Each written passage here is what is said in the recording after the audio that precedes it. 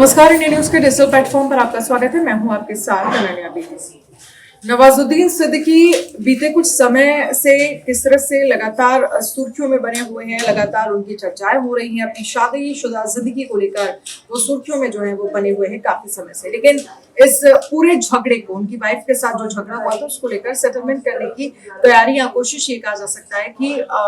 हुई है एक्टर की तरफ से, क्योंकि हाल ही में ये कहा जा रहा है कि आलिया ने उन पर कई आरोप लगाए थे और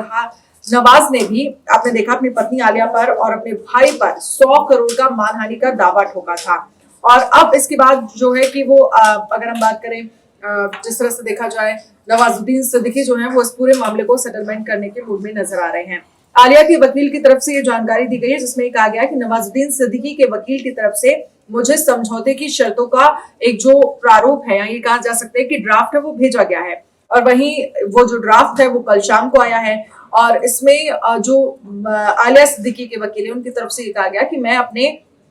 आलिया से इन सब चीजों को लेकर डिस्कस करके कि वो इस ड्राफ्ट में किस तरह से बदलाव चाहती हैं या इस ड्राफ्ट से वो सहमत हैं या नहीं, इसको लेकर मैं ये सुनिश्चित करने की कोशिश करूंगा कि दोनों ही पार्टियों के बीच जो सभी विवाद हैं वो हमेशा के लिए समाप्त हो जाएं। और माता पिता के रूप में दोनों पक्ष जो हैं वो अपने नाबालिग बच्चों की भलाई पर ध्यान दें और उन्हें अपने भविष्य को सुरक्षित करने की दिशा में वो काम करें। क्योंकि आपको जिस तरह से याद होगा कि मानहानि का केस जो है वो पूरा वापस होगा। 100 करोड़ के मानहानि का मुकदमा जो है उसके बारे में आपको बता देते हैं कि रिजवान ने कहा है कि वो अभिनेता से सेटलमेंट के हिस्से के रूप में इसे वापस लेने का आग्रह करेंगे। उन्होंने कहा है कि जहां तक नवाजुद्दीन सिद्दीकी द्वारा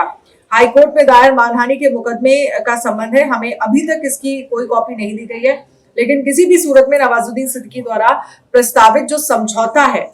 उसको लेकर इसमें ये कहा जा रहा है कि पहले ही मुकदमा दायर किया गया था और इसीलिए इसे वापस लेना स्वतः ही निपटान एक ये जो है वो अभिन्न अंग के रूप में देखा जा रहा है। लेकिन देखना होगा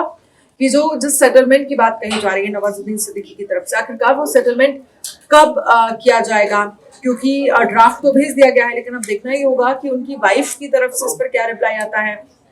हमने देखा पिछले कुछ समय में उनकी वाइफ के जो वीडियो सामने आ रहे थे जहां पर वो तमाम आरोप नवाजुद्दीन सिद्दीकी पर लगाती हुई नजर आ रही थी। और बीच में क्योंकि उनकी वाइफ जो और बच्चे जो हैं वो दुबई में रहते हैं, वहां पर ही बच्चे पढ़ते हैं, और जिस तरह से झगड़ा हुआ, जो नवाजुद्दीन सिद्दीकी की तरफ से पैसे नहीं भेजे गए, उसके बाद वो वापस आ गई और फिर किस तरह से ये पूरा झगड़ा जो है वो शुरू हुआ, वो भी उसको लेकर भी इंडिया न्यूज़ लगातार आपको खबरें दिखाता रहा। ये वीडियो आपको कैसा लगा, मैं कमेंट में जरूर बताइए।